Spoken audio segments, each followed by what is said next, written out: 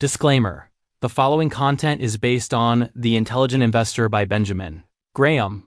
This video is provided strictly for educational and informational purposes. It does not constitute professional financial, investment, or legal advice. All investment strategies involve risk of loss. Please consult a certified financial professional or fiduciary before making any investment decisions. Alright, we've spent the last few chapters building our shield, learning what not to buy, and playing defense, but now it's time to pick up the sword. Welcome to Chapter 7 of The Intelligent Investor, a chapter dedicated to the enterprising investor. This isn't for the person who's happy with just matching the market. This is for the person who wants to outperform, who wants to beat the index. But here's the big secret, the catch, if you will. You don't beat the market by being smarter than everyone else. You beat the market by being more disciplined, by doing the hard work that other people are too scared or just too lazy to do. Today, we're flipping open Benjamin Graham's playbook to the positive side.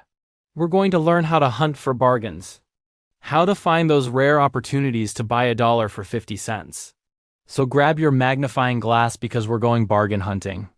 Our first hunting ground is a place most people avoid, the large, unpopular company. Think about it. Typically, big, well-known companies are expensive. Everyone knows them, everyone loves them, and their stock prices reflect that popularity. But sometimes, even a giant stumbles. Maybe they have a bad quarter and miss their earnings projections. Maybe they get hit with some negative press or a temporary scandal. Or maybe their entire industry just falls out of fashion for a while. What happens next? The market, being the emotional, manic-depressive beast that it is, panics. Investors rush for the exits, selling off the stock like it's radioactive, and the price gets pushed down until it's ridiculously cheap. Graham says this is your moment. This is the signal for the enterprising investor to move in. The logic here is powerful. A huge established company has deep pockets, vast resources, and a strong market position. They can weather a storm. A small, unproven company might go bankrupt after one bad year, but a giant can restructure, fire a CEO, launch new products, and almost always bounce back stronger. So the strategy is simple but not easy. You buy the blue chip stock when it's on the operating table, not when it's winning the marathon. You are buying quality at a deep, deep discount. This takes courage. It requires a strong stomach because you are clicking buy when every headline, every TV analyst, and every friend you have is screaming sell. You're betting on the company's long-term strength against the market's short-term fear.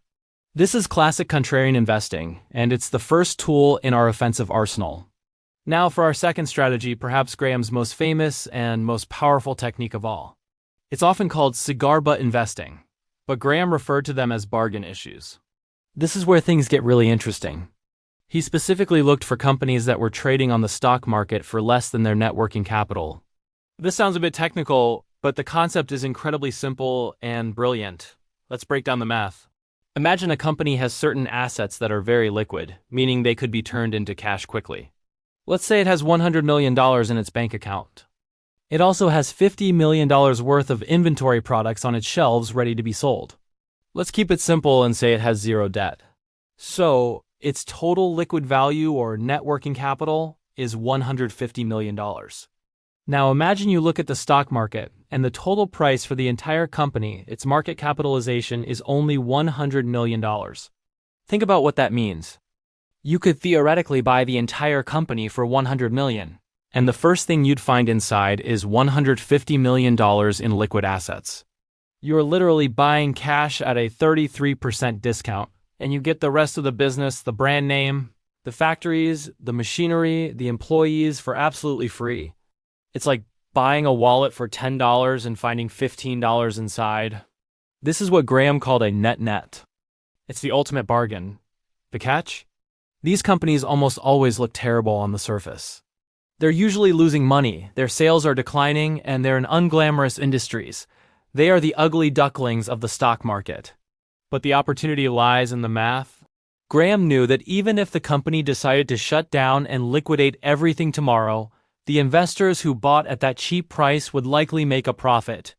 The margin of safety isn't based on a prediction of future earnings.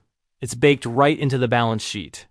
You have a massive cushion against things going wrong, which is the cornerstone of intelligent investing. This is the art of finding those discarded cigar butts on the street that have one good puff left in them. It's not glamorous, but it can be incredibly profitable. So, let's recap the two main offensive strategies for the enterprising investor from this chapter. First, we have the large unpopular company. This is our contrarian play. We wait for a high-quality blue-chip giant to hit a temporary rough patch.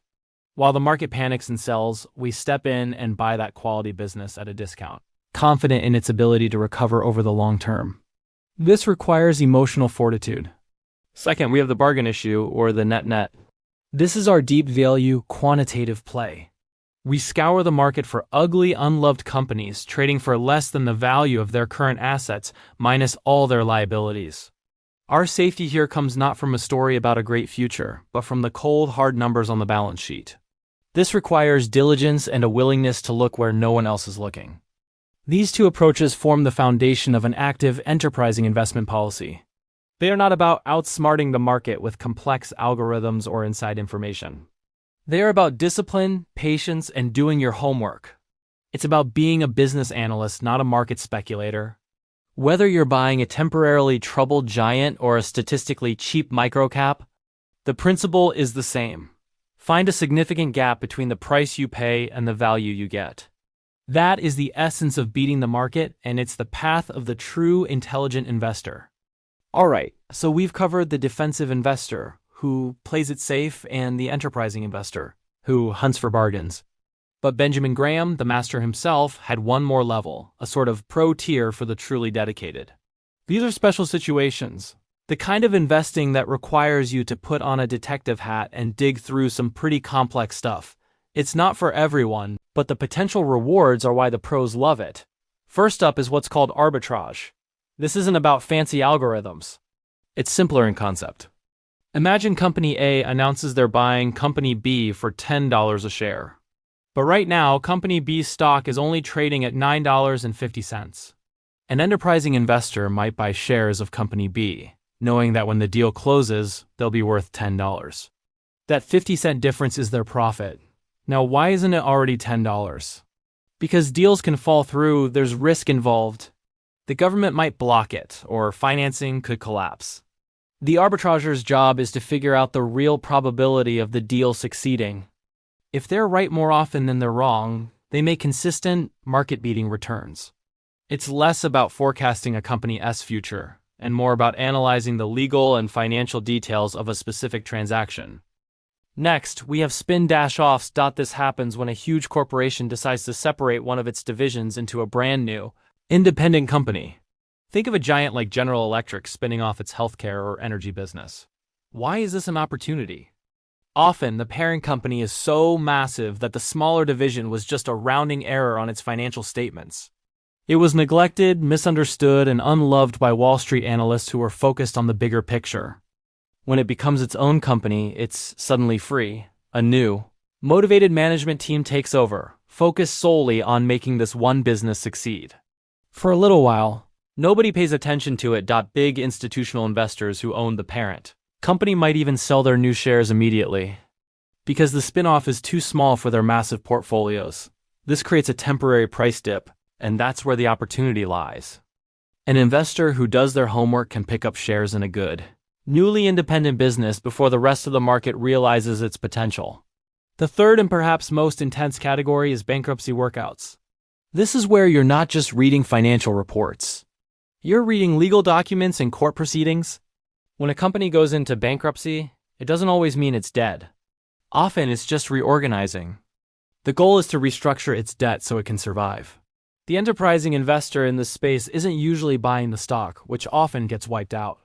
Instead, they might buy the company's bonds or debt at a massive discount. For example, a bond that was once worth $1,000 might trade for just $100. The investor's job is to analyze the bankruptcy case and figure out what those bonds will be worth after the company emerges from reorganization. Will they get new stock? Will they get paid back a portion of their original investment? It's incredibly complex work. You're competing with hedge funds and specialized lawyers. But here's the key. Because it is so difficult and time-consuming, most lazy investors won't even touch it. And in finance, difficulty often creates opportunity. The lack of competition is precisely why the returns can be so incredibly high for those who get it right. Graham himself said this was a highly specialized field, but it perfectly illustrates the core idea. Find value where others aren't willing to look. Now, after all this talk about buying unloved, beaten down, and even bankrupt companies, you might notice something glaringly absent from Graham's list. He never tells you to find the next Amazon or invest in the hottest new technology. Where are all the high-flying growth stocks? This is one of the most important and counterintuitive lessons from Graham. Be very, very wary of growth. He gives a powerful warning that optimism is expensive. Why? Because by the time a company is widely recognized as a growth story, everyone knows it. The excitement, the hype, the news articles, it all gets baked into the stock price. When you pay 100 times earnings for a stock, you're not really being an enterprising investor. You're not buying a bargain, you're being an optimist. You're betting that the company will grow at an extraordinary rate for a very long time, just to justify the high price you're paying today. The problem is, the future is uncertain. A competitor could emerge. The technology could become obsolete. The CEO could make a terrible decision. Any hiccup can cause that optimistic bubble to pop, and the stock price can come crashing down. Graham's philosophy is rooted in buying a margin of safety. You buy assets for less than they are worth. When you buy a popular growth stock, you are often paying more than the current assets are worth, based on a promise of future earnings. In the world of finance, unbridled optimism is one of the most expensive commodities you can buy. The true enterprising investor buys value that exists today, not just promises about tomorrow. They are a realist, a financial detective, not a fortune teller. So if you're feeling that fire in your belly, if the idea of digging for treasure in the stock market's bargain bin excites you, let's turn this theory into action. Being an enterprising investor isn't a passive hobby. It's a job. It requires you to roll up your sleeves and do the work. So, if you're ready to punch the clock, I've got a mission for you. Let's call it the discount detective audit. First, you're going to need a tool.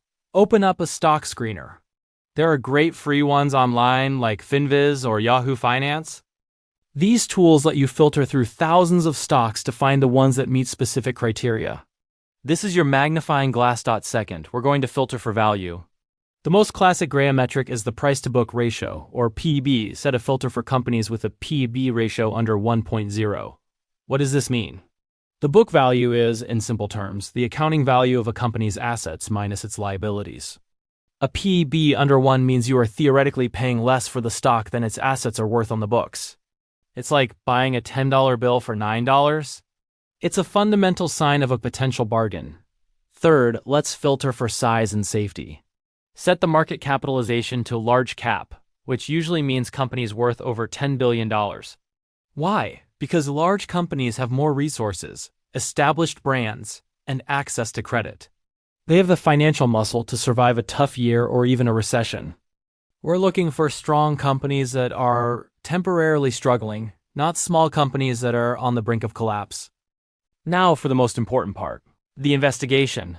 The screener will give you a list of companies. These will likely be the hated stocks of the moment.